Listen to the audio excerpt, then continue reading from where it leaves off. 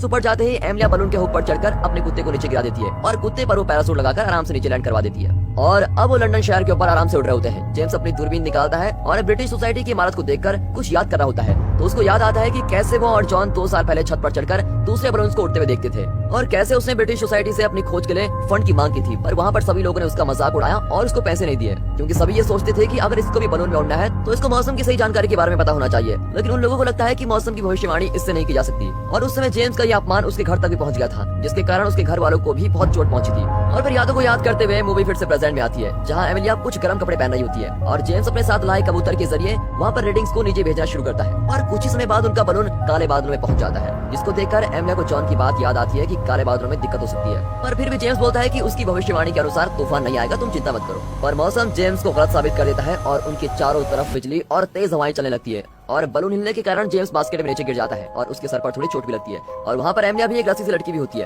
पर फिर जेम्स को होश आता है और वो एमिलिया को वापस बास्केट में ऊपर खींच ले आता है। फिर एमिलिया को समझ आता है कि तूफान से बचने के लिए उन्हें बादलों के ऊपर जाना ही होगा और वे जल्दी बास्केट में से सारे सामान को नीचे फेंकने लगते हैं ताकि वजन कम हो और वो ऊपर की ओर जा सके। और फिर वो ऊपर जाने लगते हैं। इस ऊंचाई पर सब कुछ शांत होता है और वो सूरज की किरणों को देखते हैं। और जब वे बलून की रस्सियों को ठीक कर रहे होते हैं तब जेम्स को बादलों के बीच अपने बलून की खूबसूरत परछाई दिखाई देती है, जो कि उसने कभी नहीं देखी थी। और फिर वो दोनों आराम से वहाँ पर चिल्लाने लगते हैं। पर अचानक से उन्हें इंसानों के द्वारा ह्यूमिड कंडीशन की वजह से कुछ आवाजें आती है और जेम्स इसको जल्दी से नोट कर लेता है। पर एमिलिया फिर से अपनी पुरानी यादों में चली जाती है और फिर दिखाती है कि आखिरकार उड़ान के दौरान उसके पति की मौत कैसे हुई थी। और अपने पति को खोने के बाद वो घर से बाहर नहीं निकली और बहुत शराब पीने लगी। फिर कुछ समय बाद उसकी बहन एंटोनिया उसको एक पार्टी में लेकर गई, पर एमिलिया को पार्टी बिल्कुल भी अच्छी नहीं लगती थी। तभी वहाँ एमिलिया को जेम्स मिला और जेम्स ने उसको अपने प्लान के बारे में बताया कि मैं फिर से उड़ान भरने वाला हूँ और मैं मौसम की भविष्यवाणी भी अच्छी करता हूँ। लेकिन एमिलिया ने उसकी इस बात पर ध्यान नहीं दिया और वो कुछ और ही सोचने लगी। उसको लगा कि जेम्स को पार्टी में बुलाया नहीं, वो ऐसे ही आ गया।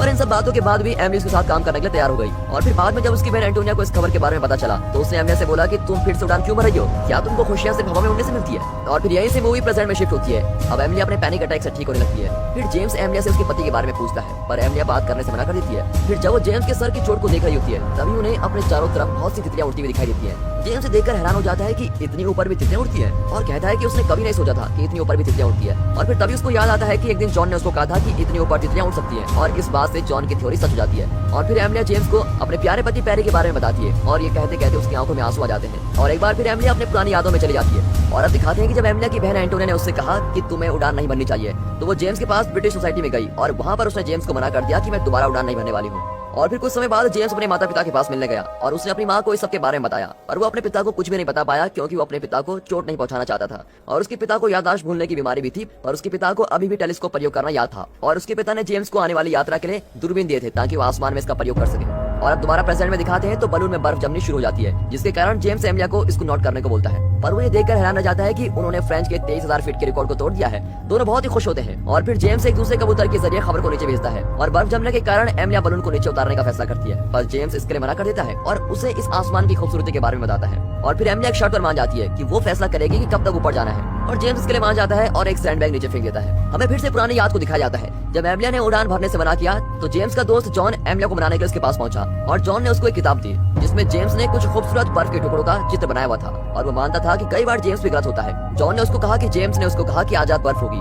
और जॉन के जाने के बाद एमिलिया बैरी की कब्र के पास गई और वहाँ पर बैठकर काफी कुछ सोचने लगी। और तभी जेम्स की भविष्यवाणी सच हो गई और बर्फ गिरने लगी और इसीलिए एमिलिया का मन फिर से बदल गया कि जेम्स की भविष्यवाणी सही होती है। मूवी फिर से प्रेजेंट में आती है और हम देखते हैं कि पूरे बलून और यहाँ तक कि जेम्स और एमिलिया पर भी बर्फ जमने लगी है। फिर जेम्स कबूतर को नीचे भेजने की कोशिश करता है पर ज्यादा ऊंचाई के कारण उड़ नहीं पाता और मर जाता है। और अब किसी को भी उनकी लोकेशन का पता नहीं होता। पर जेम्स अभी भी और ऊपर जाने के लिए चीजों को नीचे फेंकने लगता है। अब ये देखकर एमिलिया उसको रोकने की कोशिश करती है और वो ये भी देखती है कि जेम्स की नाक से ऑक्सीजन की कमी से खून आ रहा है। एमिलिया नीचे जाना चाहती है लेकिन जेम्स पैरी की तरह विज्ञान के लिए अपनी जिंदगी को खतरे में डालना चाहता है, जिसके कारण एमिलिया उसको थप्पड़ मारती है और कहती है नहीं, हमें नीचे जाना है। और फिर वो जेम्स को उस दिन की सच्चाई के बारे में बताती है कि आखिरकार उस दिन हुआ क्या था।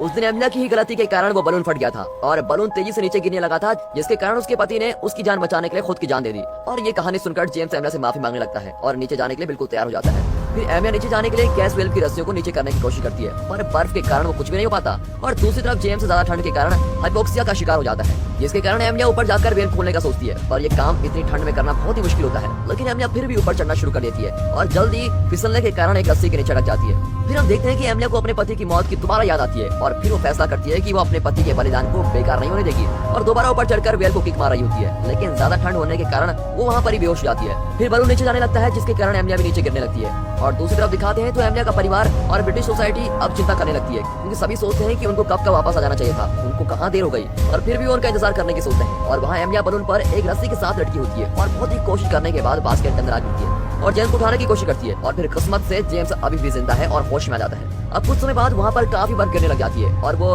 उसको जांच के लिए इकट्ठा कर लेते हैं। बाद में वो बलून के नीचे उतरने का इंतजार कर रहे होते हैं, और फिर एमिलिया बोलती है कि उसे अब अपनी बहन के सवाल का जवाब भी मिल गया है और उसकी उड़ान सक्सेसफुल हो गई है। अब उसके बाद जेम्स अपने द्वारा की गई कुछ खोजों के बारे में बोलता है कि उन्होंने जो सुंदरता यहाँ देखी है वो किताबों से बिल्कुल भी नहीं मिलती, जिससे एमिलिया भी काफी हद तक सहमत होती है। फिर अचानक एमिलिया ध्यान देती है कि बर्फ गिरना बंद हो गई है और उनका बलून बहुत तेजी से नीचे की तरफ जा रहा है। फिर वे वजन कम करने के लिए बास्केट से सामान को फेंकना शुरू कर देते हैं, पर अभी भी बलून तेजी से नीचे गिर रहा होता है और एक पल के लिए वो सोचते हैं कि अब उनके बचने की आशा बिल्कुल नहीं है। लेकिन तभी जेम्स एमिलिया को बलून की रस्सी पर चढ़ने को बोलता है और वो रस्सी को काटकर बास्केट को भी नीचे गिरा देता है, पर बलून अभी भी बहुत तेजी से नीचे गिर रहा होता है। और फिर एमिलिया अपने पति की तरह बलिदान देने का सोचती है, पर जेम्स उसको एक करने से रोक देता है और फिर वो बलून की रस्सियों को अब इस तरह से काटता है कि जिससे बलून की शेप पैराशूट में बदल जाए और अब वो आराम से नीचे आना शुरू करते हैं। पर बलून कुछ पेड़ों से टकरा जाता है, जिसके कारण जेम्स और एमिलिया नीचे जमीन पर गिर जाते हैं। फिर एमिलिया कुछ समय के लिए होश में नहीं होती, पर होश में आते ही वो जेम्स को ढूंढने के लिए भागती है और जेम्स की मिलते ही वो दोनों एक दूसरे की मदद करते हैं और घर की तरफ जाने लगते हैं। और फिर यह अनुमान लगाया जाता है कि वे उस दिन 37,000 फीट की ऊंचाई तक पहुंच गए थे। उनकी सफलता ने उनको काफी वायरल कर दिया होता है, जिसकी वजह से वो हर जगह न्यूज में होते हैं और यह सुनकर जेम्स के माता पिता भी उस पर गर्व करने लगते हैं। जेम्स की इस खोज के कारण उसे अपने साथियों का बहुत सम्मान मिलता है और वहाँ अपनी बहन और भतीजी के साथ कुछ समय बिताने के बाद एमिलिया सोचती है कि उसे जीना नहीं छोड़ना चाहिए। और फिर हम देखते हैं कि एमिलिया और जेम्स एक नया बलून बनाते हैं और उसको इस तरीके से बनाते हैं कि वो फिर से अपनी एक और उड़ान भर सके। और दोस्तों यहाँ पर ये मूवी खत्म होती है। तो दोस्तों इस वीडियो को एक लाइक और चैनल को सब्सक्राइब अभी कर दें।